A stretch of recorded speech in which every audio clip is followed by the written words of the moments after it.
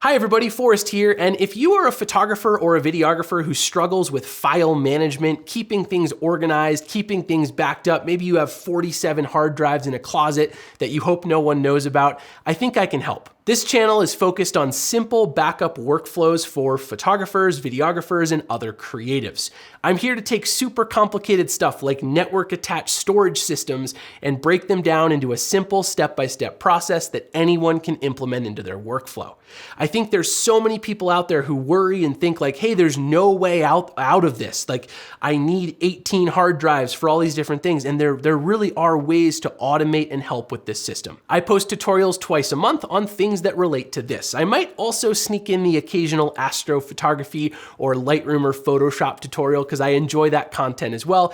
But overall, I focus on managing your photos and videos in an automated and simple way. If that sounds good to you, I would love to have you as a subscriber. Click that button down below, and I hope to see you in a future video. Thanks, everybody.